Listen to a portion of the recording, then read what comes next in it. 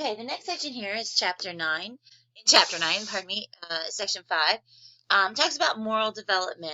And so talks about how our judgments and morality develop as children.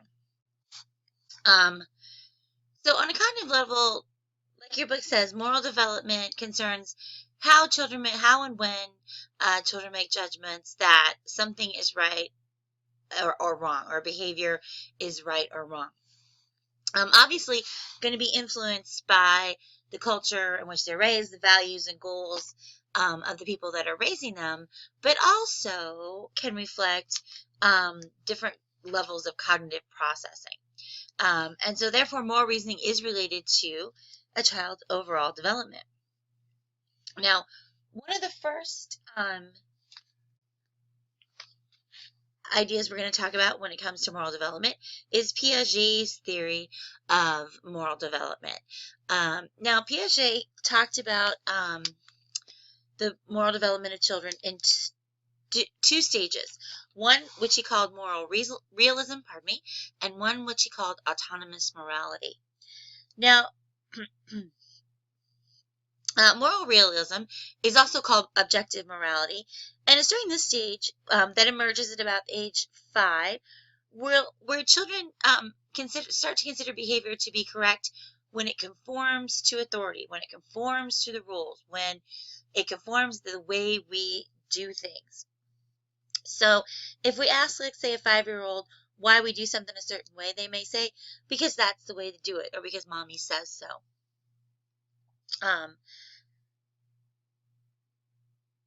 So rules are right. Rules and right and wrong are seen as absolute, not deriving from any sort of social need. Now, because of this view, something that goes along with it is this thing called imminent justice or automatic retribution. Now, this is the idea that something bad happens to us because of something we may have done before.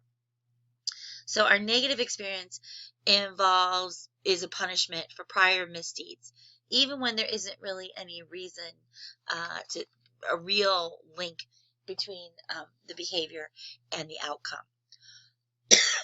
Pardon me. Now, as we begin to develop and we get a little bit older, this is where we begin to call we begin to develop what Piaget called autonomous reality.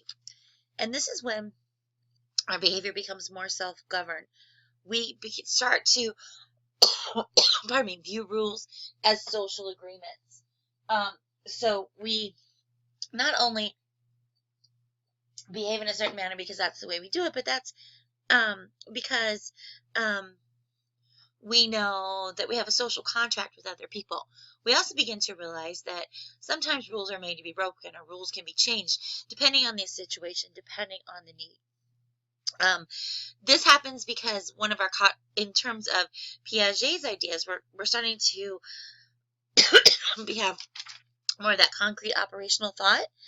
We're starting to develop empathy and be able to take the perspective of others.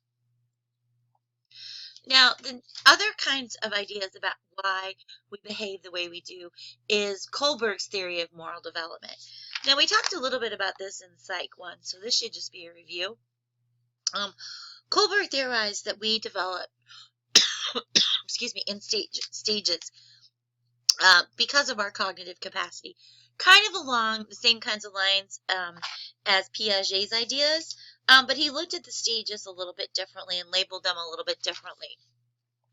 And so what Kohlberg says is we begin at the pre-conventional level. We base moral judgments on the consequences of our behavior. So why do we behave? Well, because what happens when we do behave versus what happens when we don't behave. And he divided this level into 2 stages. Stage 1, our focus is guided by obedience and punishment. All right. Again, what happens if we're good? What happens if we're bad? Stage 2 kind of includes others. So to satisfy our own needs, but also, the needs of others. All right. So we want to make sure that we're satisfying other people's needs as well as our own. Taking it to the next level, level 2, the conventional level. This is where right and wrong are judged by our conformity to conventional standards, what other people think we should be doing, standards of right or wrong. What is the social contract?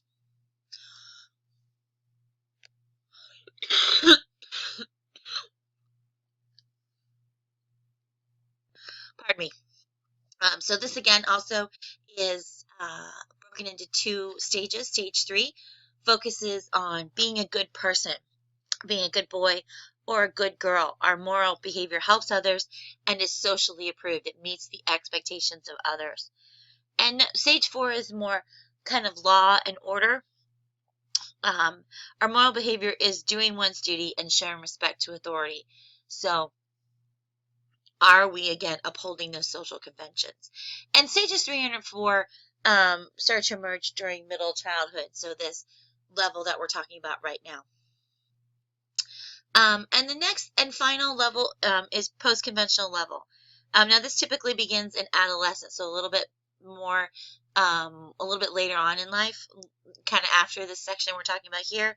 Stage 5 is contractual, legalistic, but also it's based on our own moral standards. So we weigh what the need is of other people versus our need to maintain the social order, to maintain the rules. And stage 6 is kind of the same way, universal ethical principles. What is the right thing to do? What is the ethical thing to do, even if that means breaking the law? And again, many adolescents and adults participate at this level of moral reasoning.